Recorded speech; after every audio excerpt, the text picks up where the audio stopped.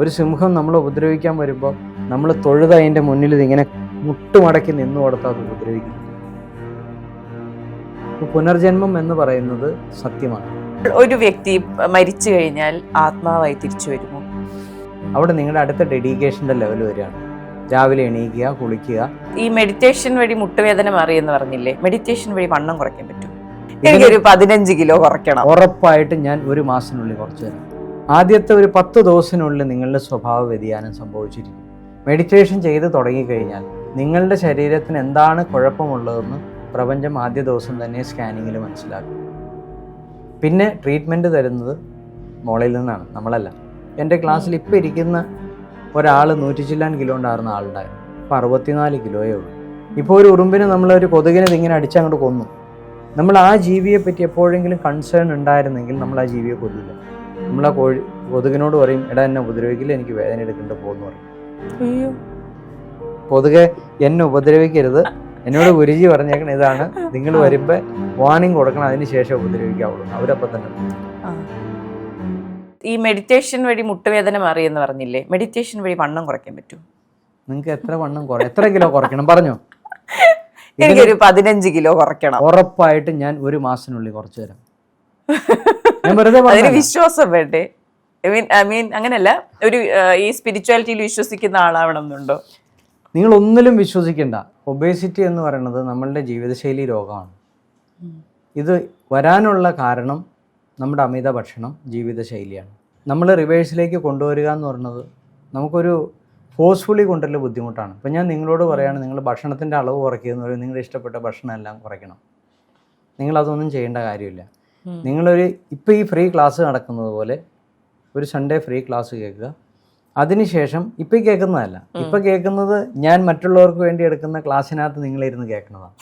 നിങ്ങൾ അതിന് മാനസികമായിട്ട് തയ്യാറെടുത്ത് ആ ലിങ്ക് വഴി ക്ലാസ്സിൽ കയറണം. അപ്പോഴാണ് നിങ്ങളുടെ സമർപ്പണം വരണത്. അങ്ങനെ ഒരു ക്ലാസ്സിൽ കയറി നിങ്ങൾ ഈ കാര്യങ്ങളൊക്കെ അറിഞ്ഞ ശേഷം നിങ്ങളിതിൻ്റെ അടുത്തൊരു സ്റ്റേജ് ഉണ്ട്. എല്ലാ ദിവസവും വെളുപ്പിന് 4:30 എൻ്റെ ക്ലാസ് നടക്കുന്നുണ്ട്. അവിടെ നിങ്ങളുടെ അടുത്ത ഡെഡിക്കേഷൻ്റെ ലെവൽ വരികയാണ്. രാവിലെ എണീക്കുക, കുളിക്കുക, ക്ലാസ്സിൽ കയറിയിരിക്കുക. ഡെഡിക്കേറ്റഡ് ലൈഫിലേക്ക് നിങ്ങൾ മാറുകയാണ്. ആദ്യത്തെ ഒരു 10 ദിവസത്തിനുള്ളിൽ നിങ്ങളുടെ സ്വഭാവ വ്യതിയാനം സംഭവിച്ചിരിക്കും. 10 ദിവസം കഴിയുമ്പോഴേക്കും നിങ്ങൾ തീരുമാനിക്കും, ഓക്കെ ഞാൻ മെഡിറ്റേഷൻ ചെയ്യാൻ തീരുമാനിച്ചു എന്നുള്ളത്. മെഡിറ്റേഷൻ ചെയ്ത് തുടങ്ങിക്കഴിഞ്ഞാൽ നിങ്ങളുടെ ശരീരത്തിന് എന്താണ് കുഴപ്പമുള്ളതെന്ന് പ്രപഞ്ചം ആദ്യ ദിവസം തന്നെ സ്കാനിങ്ങിൽ മനസ്സിലാക്കും.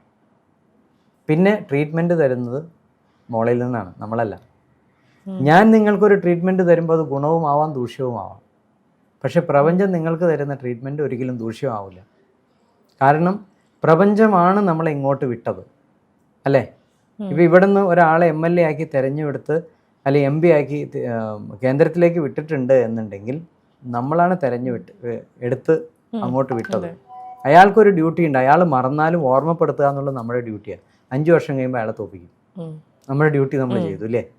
അതുപോലെ നമ്മളെ ഭൂമിയിലേക്ക് പറഞ്ഞു വിട്ടത് പ്രപഞ്ചമാണ്. അപ്പോൾ പ്രപഞ്ചത്തിന് നമ്മളുടെ മുകളിൽ ഉത്തരവാദിത്വമുണ്ട്. പക്ഷെ നമ്മളിവിടെ വന്നപ്പോൾ എന്ത് ചെയ്തു? നമ്മളൊരു കോള് കഴിഞ്ഞ് കഴിഞ്ഞപ്പോൾ സിം കാർഡ് ഊരി കാട്ടിക്കളഞ്ഞു. നമ്മുടെ ഫോണിലെ സിം കാർഡ് നമ്മൾ എങ്ങനെയാണോ ഊരി കളയണത് ആളെ തിരിച്ചറിയാണ്ടിരിക്കാൻ, അതുപോലെ നമ്മൾ ഭൂമിയിൽ വന്നു കഴിഞ്ഞപ്പോൾ നമ്മുടെ ജീവിത ശൈലികൾ വ്യത്യാസം വന്നപ്പോൾ നമ്മുടെ സിം കാർഡ് അങ്ങ് ഊരിപ്പോയി. നമ്മൾ ഓട്ടോമാറ്റിക്കലി സ്വധർമ്മം വിട്ടിട്ട് അധർമ്മത്തിലേക്ക് മാറി. അധർമ്മിയെ പിന്നെ ആരാ സംരക്ഷിക്കുന്നത്? ആരുമില്ല. നമ്മൾ നമ്മുടെ ഇഷ്ടത്തിന് ജീവിച്ചു പോന്നുകൊണ്ടിരിക്കുകയാണ്. ഇപ്പോൾ എത്ര വയസ്സായിട്ടുണ്ടോ ഇന്ന് വരെ നിങ്ങൾ നിങ്ങളുടെ ഇഷ്ടത്തിന് ജീവിച്ചു. നാളെ മുതൽ നിങ്ങൾ ക്ലാസ്സിൽ കയറാൻ തുടങ്ങുമ്പോൾ നിങ്ങളെ പ്രപഞ്ചം വീണ്ടും സംരക്ഷിക്കാൻ തുടങ്ങും. കാണാതെ പോയ മകളെ തിരിച്ചു കിട്ടിയ പോലെ പ്രപഞ്ചത്തിന് ഭയങ്കര സന്തോഷമായിരിക്കും. എൻ്റെ മോള് തിരികെ വന്നു. ആ മോളെ പിന്നെ എങ്ങനെ വളർത്തണമെന്ന് പ്രപഞ്ചമാണ് തീരുമാനിക്കുന്നത്. അപ്പം നിങ്ങളുടെ എത്രമാത്രം ഫുഡ് കഴിക്കണം, എപ്പോൾ എണീക്കണം, എപ്പോൾ ഉറങ്ങണം, ഇതെല്ലാം പ്രപഞ്ചം നിങ്ങളുടെ മുകളിൽ നിയന്ത്രണം കൊടുക്കും. നിങ്ങൾ പോലും അറിയില്ല. നിങ്ങളുടെ ഓവർ വെയ്റ്റ് എന്ന് പറയുന്നത് എത്ര വേണമെന്ന് പ്രപഞ്ചം തീരുമാനിച്ച് അതുപോലെയാക്കി തരും. നിങ്ങളൊരു രോഗിയല്ലാതെ ആരോഗ്യവതിയാക്കി തരിക എന്നുള്ളത് എൻ്റെ ഡ്യൂട്ടിയല്ല, അത് പ്രപഞ്ചത്തിൻ്റെ ഡ്യൂട്ടിയാണ്. എനിക്ക് ആ റൂട്ട് കാണിച്ചു തരാനേ പറ്റുള്ളൂ.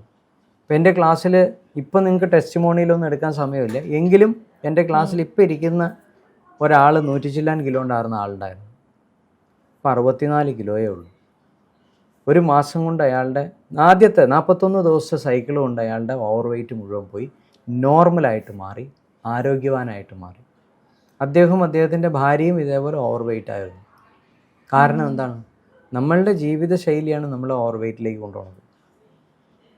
ഇപ്പോൾ ഇതിൽ നോൺ വെജ് ഫുഡും ഒഴിവാക്കുന്നതും ഇൻക്ലൂഡഡ് ആണോ? നിങ്ങൾക്ക് ഒരിക്കലും അതൊരു ഭാരമായിട്ട് തോന്നില്ല. ഇപ്പം നിങ്ങൾ ആദ്യം പറഞ്ഞ എന്താ, എനിക്ക് നോൺ വെജ് ഫുഡിനെ ഇല്ലാതെ ജീവിക്കാൻ ബുദ്ധിമുട്ടാണെന്ന്. അതെ. ഇപ്പം നമ്മൾ ആ ജീവിയെ കൊല്ലുന്നതിനെ പറ്റിയിട്ടോ അല്ലെങ്കിൽ അതിൻ്റെ ഒരു ആസ്വാദന ഭാവത്തെ പറ്റി മാത്രമേ നമ്മൾ ചിന്തിക്കുന്നുള്ളൂ. ആ ജീവി അനുഭവിക്കുന്ന അത് മറ്റൊരു വ്യക്തിയുടെ പെർസ്പെക്റ്റീവിൽ നമ്മൾ ചിന്തിക്കണില്ല. ശരിയല്ലേ ഞാൻ പറഞ്ഞത്? ഇപ്പോൾ ഒരു ഉറുമ്പിനെ നമ്മളൊരു കൊതുകിനെ ഇങ്ങനെ അടിച്ചങ്ങോട്ട് കൊന്നു. നമ്മൾ ആ ജീവിയെ പറ്റി എപ്പോഴെങ്കിലും കൺസേൺ ഉണ്ടായിരുന്നെങ്കിൽ നമ്മൾ ആ ജീവിയെ കൊല്ലില്ല. നമ്മൾ ആ കൊതുകിനോട് പറയും, എടാ എന്നെ ഉപദ്രവിക്കില്ല, എനിക്ക് വേദന എടുക്കേണ്ട പോകുമെന്ന് പറയും. അയ്യോ, ഇത് സംഭവിക്കുന്ന കാര്യമാണ് പറഞ്ഞത്. നമ്മുടെ ക്ലാസ്സിൽ മെഡിറ്റേഷൻ അറ്റൻഡ് ചെയ്ത് പോകുന്ന ഒരാൾ പോലും ഒരു കൊതുകിനെയോ ഒരു ഉറുമ്പിനെയോ ഒരു പാറ്റയോ ഒരു പല്ലിയെയോ ഒരു ജീവിയെയും കൊല്ലില്ല. ഓട്ടോമാറ്റിക്കലി അങ്ങനെയായിട്ട് മാറിപ്പോകും. കാരണം നമുക്ക് എന്തിനാ ഒരാളെ കൊല്ലണത്? നമ്മൾ അവർക്കൊരു നോട്ടീസ് കൊടുത്തൂടെ ഒരു പ്രാവശ്യം? കൊതുക് വരുന്നിരിക്കും ഇനി എന്നെ. 2-3 സ്ഥലത്ത് ഒരേ കൊതുക് അടിച്ച് നമുക്ക് കൊല്ലാമോ? ഇല്ല. നമ്മൾ വെറുതെ പറഞ്ഞാൽ മതി, എല്ലാം പൊക്കോളും. നമ്മൾ ഒരു പ്രാവശ്യം ഒന്ന് പറഞ്ഞു നോക്ക്. ഒരു പ്രാവശ്യം പറയുമ്പോൾ അത് അനുസരിച്ചില്ല എന്നുണ്ടെങ്കിൽ നിങ്ങൾ അതിനടിക്കും. ഒരു പ്രാവശ്യം പറഞ്ഞാൽ അത് അനുസരിക്കും, ഉറപ്പാണ്. ആദ്യത്തെ നിങ്ങൾക്ക് തന്നിരിക്കുന്ന വിശ്വസിക്കാനുള്ള ടെസ്റ്റ് അതാണ്. എന്ന് കൊതുക് അടിക്കാൻ വന്നിരിക്കുമ്പോൾ കൊതുകിനോട് ഒരു കൊതുക് എന്നെ ഉപദ്രവിക്കരുത്, എന്നോട് ഗുരുജി പറഞ്ഞേക്കണം ഇതാണ്, നിങ്ങൾ വരുമ്പോൾ വാർണിംഗ് കൊടുക്കണം, അതിന് ശേഷം ഉപദ്രവിക്കാവുള്ളൂ. അവരപ്പം തന്നെ പോകും. അവരിരുന്ന് തരില്ല. അവർക്ക് അറിയില്ല ഇത്രയും വലിയ ശരീരത്തിൽ ഈ ഇത്തിരി രക്തം കുടിക്കാൻ വന്നിരിക്കുന്ന നമുക്ക് ഇത്രയും വേദനിക്കേണ്ടെന്ന് അവർക്കറിയില്ല. നമ്മൾ ഈ പ്രപഞ്ചത്തെ കാണുന്നത് പോലെയല്ല ആ ജീവി ഈ പ്രപഞ്ചത്തെ കാണുന്നത്.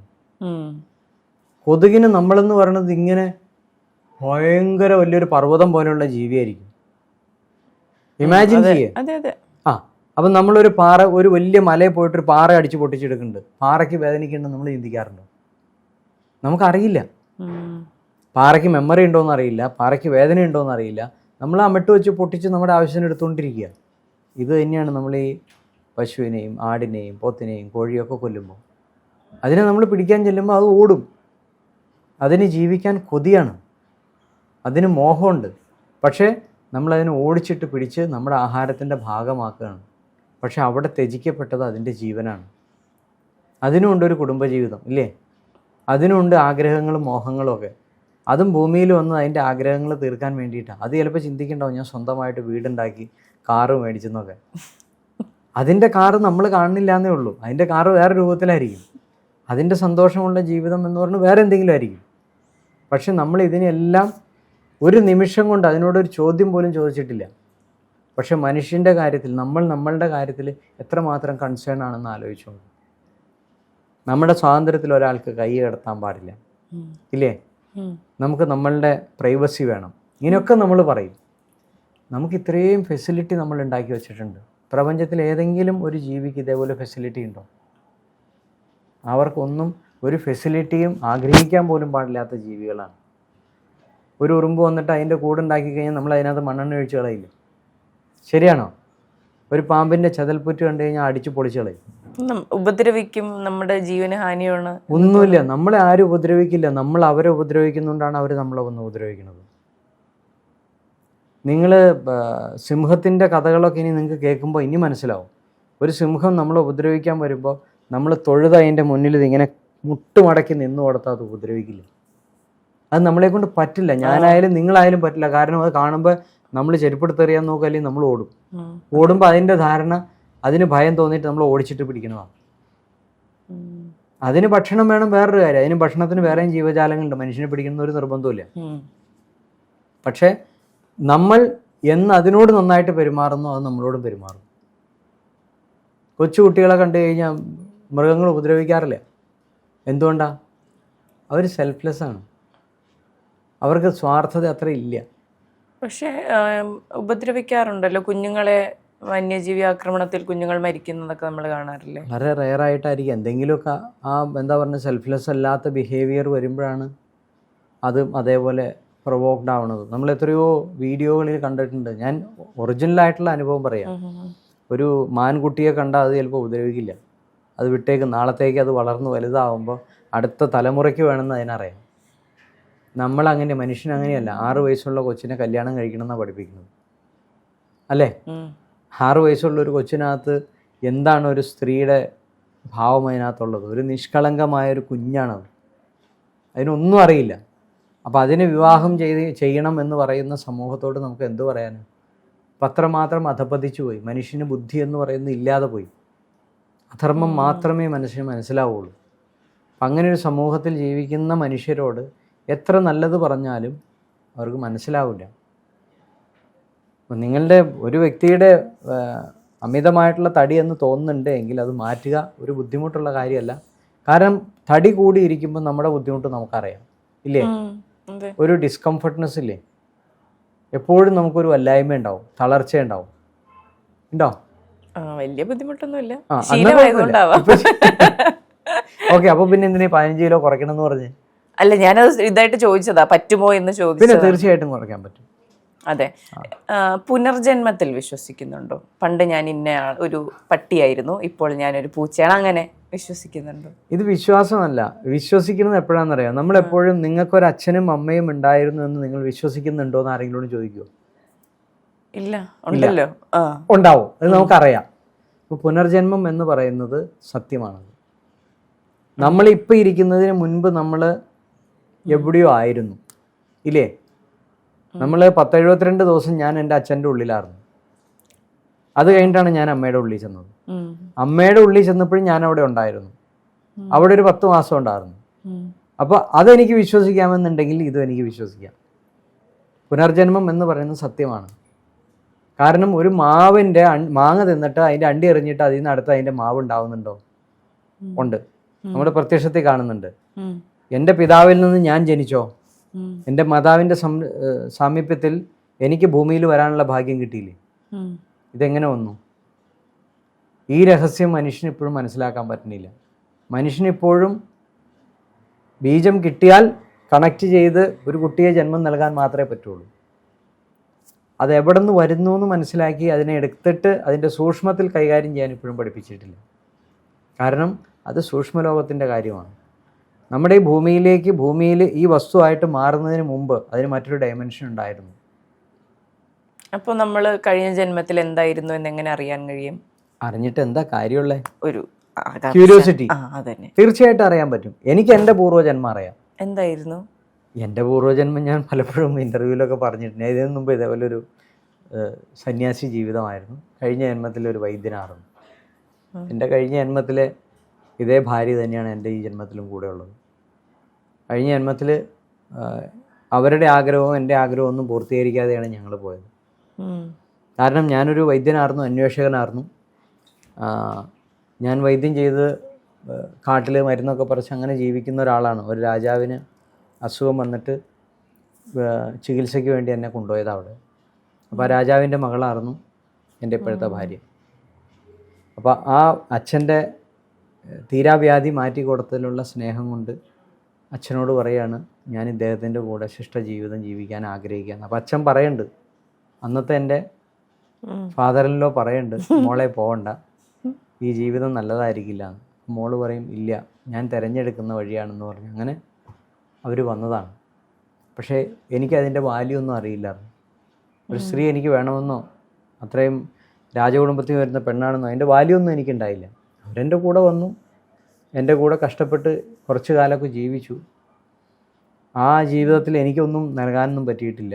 ഞാനിങ്ങനെ തപസ്സും കാടും വനമൊക്കെ ആയിട്ട് പോണതിൻ്റെ ഇടയിൽ എവിടെയോ പോയിരുന്നു തപസ് ചെയ്ത് ഞാൻ സമാധിയായിപ്പോയി. സമാധി ആയ ശേഷമാണ് എനിക്ക് മനസ്സിലായത് എനിക്ക് ഇങ്ങനെയൊരു എല്ലാം ഉപേക്ഷിച്ചു വന്ന എൻ്റെ ഒരു ഭാര്യ എൻ്റെ കുടിലുണ്ടെന്നും അവരെ സംരക്ഷിക്കുന്നത് എൻ്റെ ഡ്യൂട്ടി ആയിരുന്നു എന്നും സ്വധർമ്മം ഞാൻ മറന്നുപോയി. അപ്പോൾ ഞാൻ അന്ന് അവർക്ക് വാക്ക് കൊടുക്കുകയാണ്, അടുത്ത ജന്മം ഞാൻ വീണ്ടും ഭൂമിയിൽ വന്ന് നിങ്ങളെ സംരക്ഷിച്ചോളാം, നിങ്ങളുടെ ആഗ്രഹം പൂർത്തിയാക്കും. അങ്ങനെ ആ ജന്മത്തിൻ്റെ ഞാൻ എത്ര കാലം ഞാൻ സമാധിയായ ശേഷം അവർ ജീവിച്ചിരുന്നു അത്രയും കാലം അവർ ഈ ഭൂമിയിൽ വന്നിട്ട് ഞാൻ കഷ്ടപ്പെടേണ്ടി വന്നു. അതിനുശേഷമാണ് എനിക്ക് അവരെ വീണ്ടും ധർമ്മപത്നിയായിട്ട് കിട്ടിയത്. ആ ഗ്യാപ്പിലുള്ള വർഷം അത്രയും ഞാൻ കഷ്ടപ്പെട്ട് നടന്നതിന് ശേഷം എനിക്ക് ബ്രഹ്മജ്ഞാനം കിട്ടി. ഞാൻ പണ്ട് എങ്ങനെയായിരുന്നു അതേപോലെ അറിവുള്ളൊരു ഗുരുവായിട്ട് മാറി. ആ ജ്ഞാനം കിട്ടിയതിന് ശേഷമുള്ള എൻ്റെ ജീവിതം എന്ന് പറയുന്നത് കഴിഞ്ഞ ജന്മത്തിൻ്റെ ഫുൾഫിൽ ചെയ്യലാണ്. അപ്പൊ ഇനിയുള്ള ജന്മം ഏതാണെന്ന് അറിയൂ? ഇനി എനിക്ക് ജന്മമില്ല. കഴിഞ്ഞു. കഴിഞ്ഞു എന്നല്ല, ഇനിയൊരു ജന്മത്തിനോട് ആഗ്രഹമേ ഇല്ല. നമ്മൾ ആഗ്രഹിച്ചാലാണോ നമുക്ക് വരിക? നമുക്ക് ആഗ്രഹം ഉണ്ടെങ്കിലേ, ഞാൻ ആദ്യം പറഞ്ഞില്ലേ, നിങ്ങൾ വിവാഹത്തിന്റെ കാര്യം ചോദിച്ചപ്പോൾ നമ്മൾ എന്താണോ ആഗ്രഹിക്കുന്നത്, ദുരാഗ്രഹങ്ങളും നല്ല ആഗ്രഹങ്ങളും നിസ്വാർത്ഥ മോഹങ്ങളും ഒക്കെ ഉണ്ട്. എപ്പോഴും നിസ്വാർത്ഥമായിട്ടാണ് ജീവിക്കണമെന്നുണ്ടെങ്കിൽ നമ്മളുടെ ആഗ്രഹങ്ങൾ പൂർത്തീകരിച്ച് ഈ ഭൂമിയിൽ നിന്ന് പോകും. ഇവിടെ നമ്മൾ ദുരാഗ്രഹങ്ങളുമായിട്ടാണ് പോണേന്നുണ്ടെങ്കിൽ നമ്മളതിന് തിരിച്ചു വരണം. മരിക്കുന്നതിന് മുമ്പ് സ്വത്തുകൾ ഉണ്ടാക്കി വയ്ക്കുക, അനേക കാര്യങ്ങൾ ചെയ്യാൻ ബാക്കിയുണ്ടെന്ന് പറയുക, നമ്മളതിനൊക്കെ വേണ്ടി തിരിച്ചു വരേണ്ടി വരും. അപ്പോൾ എൻ്റെ പൂർവ്വജന്മം എന്തായിരിക്കും എന്നറിയോ? എനിക്ക് എന്തിനാ അറിഞ്ഞിട്ട്? എനിക്ക് ഒരാഗ്രഹമില്ല എൻ്റെ പൂർവ്വജന്മം അറിഞ്ഞ. ഒരാളുടെയും പൂർവ്വജന്മം ഞാൻ അന്വേഷിച്ചു പോകില്ല. കാരണം എന്താണെന്ന് ചോദിച്ചാൽ അതെങ്ങനെയാ അറിയുക? പറഞ്ഞുതരാം. ഇപ്പം നിങ്ങളുടെ പൂർവ്വജന്മം ഞാൻ അന്വേഷിച്ചു പോയി. നിങ്ങൾ ഒരു പക്ഷേ വിചാരിച്ചോ കഴിഞ്ഞ ജന്മത്തിൽ നിങ്ങൾ എൻ്റെ ഭാര്യ ആയിരുന്നു, അല്ലെങ്കിൽ നിങ്ങൾ എൻ്റെ മകളായിരുന്നു എന്ന് ഞാൻ മനസ്സിലാക്കിയാൽ പിന്നെ എനിക്ക് നിങ്ങളുടെ അറ്റാച്ച്മെന്റ് വന്നില്ലേ? വരുമല്ലോ. നിങ്ങൾക്കും അറ്റാച്ച്മെന്റ് വരും. ഈ അറ്റാച്ച്മെന്റ് നല്ലതല്ല. സോ അത് ഞാൻ അറിയാൻ പാണ്ടിരിക്കണം നല്ലത്. എനിക്ക് അറിയേണ്ട കാര്യമില്ല, ഞാനോട്ട് അറിയൂല. അപ്പൊ എനിക്കത് അറിയണമെങ്കിൽ നിങ്ങൾ മെഡിറ്റേഷൻ ചെയ്താൽ മതി. നിങ്ങളെ പ്രപഞ്ചം കൊണ്ടുപോയി മറ്റൊരു ഡയമെൻഷനിൽ കൊണ്ടിരുത്തി നിങ്ങൾക്ക് മനസ്സിലാക്കി തരും നിങ്ങളുടെ പൂർവ്വജന്മം ആരായിരുന്നു എന്നുള്ളത്. നിങ്ങളെ റിലേറ്റ് ചെയ്യാത്ത ഒന്നിനെയും നിങ്ങളെ കാണിച്ചു തരില്ല. ഇനി അഥവാ കാണിച്ചു തന്നാൽ അതിൻ്റെ പിന്നാലെ പോയാൽ നിങ്ങളുടെ ജീവിതം നശിക്കും. പൂർവ്വകാലം ആരുടെയും അറിയേണ്ട കാര്യമില്ല. ഒരാളുടെയും ഭാവി നമുക്ക് പ്രവചിക്കേണ്ടയും കാര്യമില്ല. കാരണം ലിവ് ഇൻ ദ പ്രസൻറ്റ്. ഞാൻ നിസ്വാർത്ഥം. നിങ്ങൾ എൻ്റെ കയ്യിൽ ഒരു പേഴ്സ് തന്നു എന്ന് വിചാരിക്കുക. ഗുരുജി പേഴ്സ് ഇവിടെ ഇരിക്കട്ടെ കേട്ടോ. ഞാനിങ്ങനെ വെച്ചുകൊണ്ടിരിക്കുകയാണ്. 10 മിനിറ്റ് കഴിയുമ്പോൾ പേഴ്സ് ഒന്ന് ഇങ്ങനെ തുറന്നു നോക്കി. അതിനകത്തൊരു ഫോട്ടോ, ഒരു സ്മാർട്ട് പയ്യൻ. ഇവിടെ ഈ പെൺകുട്ടി കല്യാണം കഴിച്ചില്ലേ, പയ്യൻ ഏതാ? അപ്പോൾ മുതൽ എൻ്റെ ഉള്ളിലൊരു ക്വസ്റ്റ്യൻ വന്നു ഇല്ലേ, ആ പയ്യൻ ആരാന്നറിയാൻ. നിങ്ങൾ വന്ന് നിങ്ങളുടെ സഹോദരനാണെന്ന് പറഞ്ഞാൽ എനിക്ക് മനസ്സ് ശാന്തമായി. ഇനി അതല്ല എന്ന് പറഞ്ഞാൽ എനിക്ക് അപ്പോഴും അടുത്ത ക്വസ്റ്റ്യനെ, ഈ പയ്യൻ പിന്നെ ആരാന്ന് അറിയണം ഇല്ലേ? അപ്പോൾ ആവശ്യമില്ലാത്തൊരു പേഴ്സ് ഞാൻ തുറന്നുകൊണ്ടല്ലേ എനിക്ക് ആഗ്രഹം വന്നത്. ഒരാളുടെ പൂർവമോ പാസ്റ്റോ ഞാൻ അറിയണമെങ്കിൽ ഞാൻ നിങ്ങളുടെ മനസ്സിനകത്ത് എൻ്റർ ചെയ്യണം. അപ്പോൾ നിങ്ങളുടെ ടെറിട്ടറിയിലേക്ക് ഞാൻ കടക്കുക എന്ന് പറഞ്ഞാൽ ഞാൻ ആവശ്യമില്ലാത്തൊരു ഭാഗത്തേക്ക് എൻ്റർ ചെയ്യണത്. ഓട്ടോമാറ്റിക്കലി നിങ്ങളുടെ പേഴ്സണൽ വിഷയങ്ങൾ ഞാൻ അറിയാൻ തുടങ്ങും. നിങ്ങളുടെ പേഴ്സണൽ വിഷയം ഞാൻ അറിഞ്ഞാൽ അത് എൻ്റെ പേഴ്സണൽ വിഷയമായിട്ട് മാറി. സോ ഓട്ടോമാറ്റിക്കലി ആ പ്രശ്നം മുഴുവൻ എനിക്ക് വരാൻ തുടങ്ങും. റിയൽ ലൈഫിൽ നമ്മൾ കാണാറില്ലേ, ഒരു കൂട്ടുകാരൻ്റെ പ്രശ്നമോ കൂട്ടുകാരിയുടെ പ്രശ്നമോ നമ്മുടെ അടുത്ത് പറഞ്ഞാൽ അത് നമ്മുടെ പ്രശ്നമാക്കി മാറ്റും. അത് അവർക്ക് വേണ്ടി ഉപദേശിച്ച് ഒന്നുകിൽ അവരും നമ്മളും തമ്മിൽ തെറ്റണം, അല്ല എന്നുണ്ടെങ്കിൽ അവരുടെ പ്രശ്നത്തിൻ്റെ മുഴുവൻ കോൺസിക്വൻസും നമ്മൾ വഹിക്കേണ്ടി വരും. ഇത് ഇനി അപ്പോൾ ഒരാളുടെയും പാസ്റ്റോ പ്രസന്റോ ഫ്യൂച്ചറോ ഒന്നും അറിയണ്ട. നമ്മൾ ഇന്ന് കണ്ടു, ഇന്റർവ്യൂ ചെയ്തു ഇല്ലേ, തീർന്നു. നാളെ നമ്മൾ തമ്മിൽ ഒരു ബന്ധമില്ല, വീണ്ടും ഇന്റർവ്യൂവിന് വരുവാണ്. ഇതേപോലെ ഇരുന്ന് ഇന്റർവ്യൂ ചെയ്യുക. എനിക്ക് നിങ്ങളുടെ ഫോൺ നമ്പർ മേടിച്ചുകൊണ്ട് പോവുക, നിങ്ങളുടെ മെസ്സേജ് ചെയ്യുക, നിങ്ങളുടെ കുശലം അന്വേഷിക്കുക, എൻ്റെ ഡ്യൂട്ടിയേ അല്ല. നിങ്ങൾക്ക് എന്നെ ഗുരുവായിട്ട് കാണണോ, നിങ്ങൾ ക്ലാസ്സിൽ കയറുക, കാര്യങ്ങൾ മനസ്സിലാക്കുക, മെഡിറ്റേഷൻ ചെയ്യുക, ഗുരു ശിഷ്യ ബന്ധമായിട്ട് പോവുക. എൻ്റെ ജീവിതത്തിൽ ഇനി അതേ ഉള്ളൂ. എല്ലാവരും എൻ്റെ ശിഷ്യരാവാൻ വേണ്ടിയിട്ട് ഇനി എൻ്റെ അടുത്ത് വരണുള്ളൂ. ഒരാളും എൻ്റെ സുഹൃത്താവാൻ വേണ്ടിയിട്ട് എൻ്റെ ജീവിതത്തിൽ ഇനി ഇല്ല. കാരണം ഗുരു എന്ന് പറയുന്ന തലം അങ്ങോട്ട് ഒത്തിരി മുകളിലാണ്. പിന്നെ ആ ഗുരു താഴേക്ക് ഇറങ്ങി വരിക, പിന്നെ മുകളിലേക്ക് പോകുക എന്ന് പറഞ്ഞ പരിപാടിയില്ല. അപ്പോൾ സ്വധർമ്മം എപ്പോഴും നമ്മളാണ് സംരക്ഷിക്കേണ്ടത്. നിങ്ങളൊരു സ്ത്രീയാണ്, നിങ്ങൾ നിങ്ങളുടെ സ്വധർമ്മമാണ് സംരക്ഷിക്കേണ്ടത്. നിങ്ങൾ എന്ത് ചെയ്യണം? അനാവശ്യമായിട്ട് ആരുടെ നമ്പർ മേടിക്കാൻ പാടില്ല. ഞാനൊരു മാധ്യമ പ്രവർത്തകയല്ലേ, ഒരുപാട് കോണ്ടാക്ട്സ് ഉണ്ടാവും, ഞാൻ കുറേ നമ്പർ മേടിക്കും. ഒരു കുഴപ്പമില്ല, നമ്പർ മേടിച്ചോ, ആവശ്യത്തിന് അത് വിനിയോഗിക്കുക. നമ്മൾ അവരോട് ഒരു നോട്ടത്തിലോ ഒരു എന്താ പറയുക ഒരു പെരുമാറ്റത്തിലോ അവർക്ക് ബുദ്ധിമുട്ട് വരാത്ത രീതിയിൽ നമ്മൾ ശ്രമിക്കുക. മനസ്സിലായില്ലേ? അതെ. അപ്പോൾ ഒരു വ്യക്തി മരിച്ചു കഴിഞ്ഞാൽ ആത്മാവായി തിരിച്ചു വരുമോ?